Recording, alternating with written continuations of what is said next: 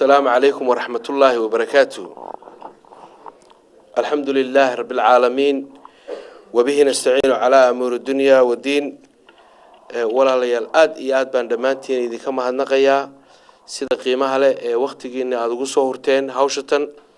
وحنا ليه هاي إلهي هيدين كأبال مريو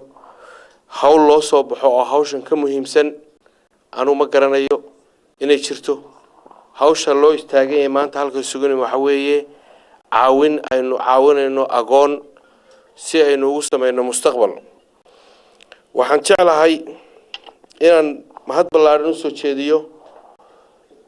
ولا شيء سينب محمود أورنتي أخاف كده شمدان مشروع أنا يستاجتي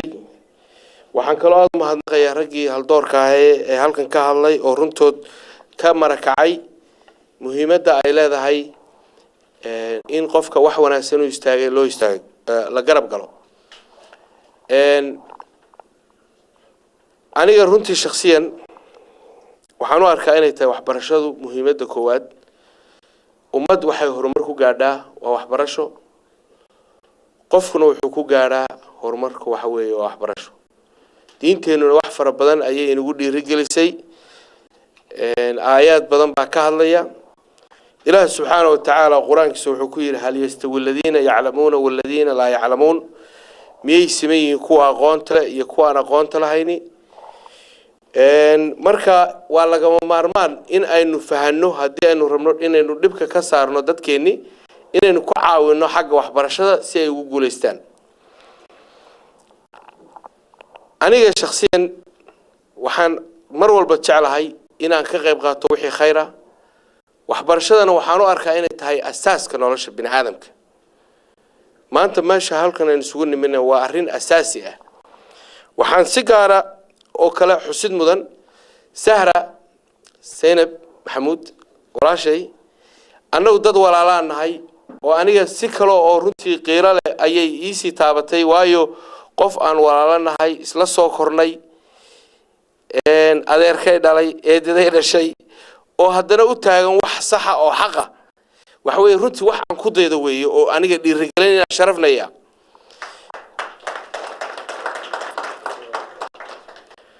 Zainab waxaan leeyahay hawshan walaalaad u kacday waa hawl sharaf ku adiga shakhsiyan waa hawl sharaf u ah qoyska reer Ismaan Nuur iyo qoyska waa anaga oo dhan sharafno ah runtii inaanu yaani dad adiga qof adiga kale oo bulshadayda ka soo dhaxbaxay oo istaagay inuu ka shaqeeyo khayrka waxa kale oo iyaduna miisaanka xasanaadka ku galaya runtii taariikhna ku noqonaya qiimaha ay leedahay in agoon la garab galo xadiis far badan nabiga aad buu inooga dardaarmay xadiis Abu Hurayra wariyay wuxuu yiri nabi maxamed alayhi salaatu wasalaam nabiga ku sallaya guriga ugu fiican waa guriga annaga agoonka sida fiican loogu xanaaneeyo waa guriga ugu wanaagsan guriga ugu xumina waxa weeye waa guriga agoonka aan lagu daryeelin xadiis kale sahih bukhariga ku qoran wuxuu leeyahay nabi maxamed alayhi salaatu wasalaam aniga iyo buu yiri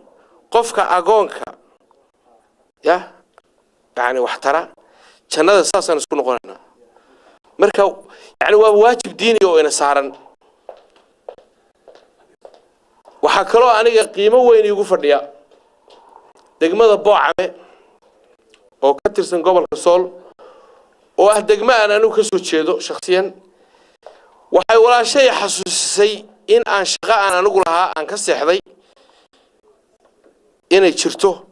تاسنا وحلاها إلهي ولا هاكو شرفو وحنا إيتهاي ماركتي يعني براروتشين بإيتهاي إنه قدرنا وحينو تهاي براروتشين إن نسكت تاجرنا وحوناجا يخير كي نسكت تاجرنا وحي حمانا إن نسكت تاجرين وحنكور قباء إنه بالشدة إنه أمجالية إنه حتى نراهدو أي كوبا أنت قربها أود قالنا كل هذا هاي متعلمين فرق بدن جوجان لكن أنا كبلابي نفط هذا وحن لا هاي ودليلنا هاي hawlihi asaasiga ah ee sida waxbarashada caafimaadka waan ka seexanay waxaana muhiim ah in ay arrintan maanta walaashay wado ay noo noqoto baraarujin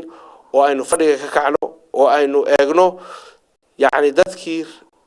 rasuulkeena calayhi salaatu wasalaam uu inagala dardaarmay oo aynu ka fakarno sidii aynu carruurteenna ay u heli lahaayeen waxbarasho tayo leh carruurta Soomaaliya joogta dadkay sugayaan waa innagayna sugayaan cid kale oo maqan ma jiro aqligalna maaha suurtagalna maaha xaqna maaha in qof kasta yiraahdo waxaan anigu carruurta aan anigu dhalay baan mas'uul ka ahay iyo inta walaalahay dhaleen baan ku ekaanaya bulsho weyntiina waa la ilaawaya sida haddii aynu ku socono ummad ma noqonayno jiritaankeenuna qiimo badan ma laha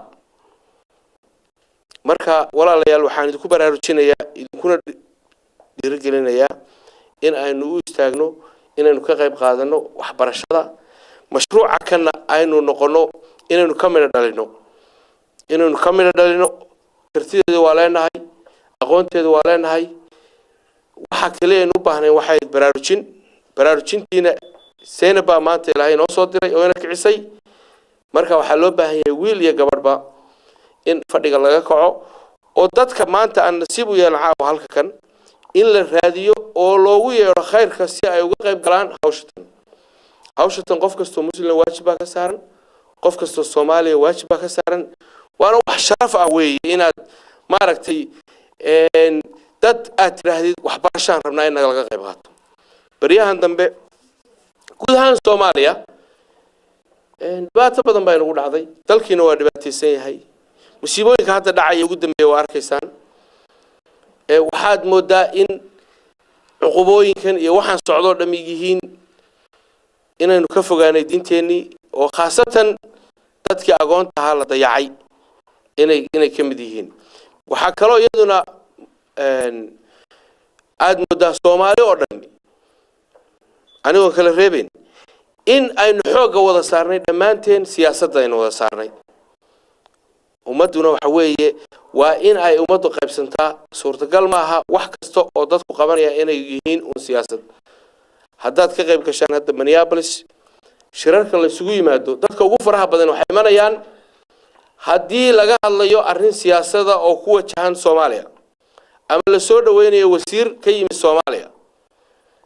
laakiin arrimaha asaasiga dadkii way ka gaabinayaan laakiin waxaan isleeyahay waxa la soo gaaray waqtigii aynu u istaagi lahayn khayrka waxaan mar labaad u mahadnaqayaa walaashay Seenab Maxamuud waxaan leeyahay walaalle Ilaahay ku sharfo anigana waxa noo tahay tusaale aniga iyo dad kale la midka ah sidii walaalkii Cabdi sheegayna anaga haddaan reer Minnesota waxa weeye hawshaas waan ka soo baxaynaa insha Allah taala iskuulkaas qalabayntiisa computerraysa iyo buugagtiisa annagoo isku duuban ayaan insha Allah taala ka qayb qaadan doonaa waana guuleysanaysaa insha Allah taala aad iyo aad baa mahadsantihiin jazaakumullahu khayr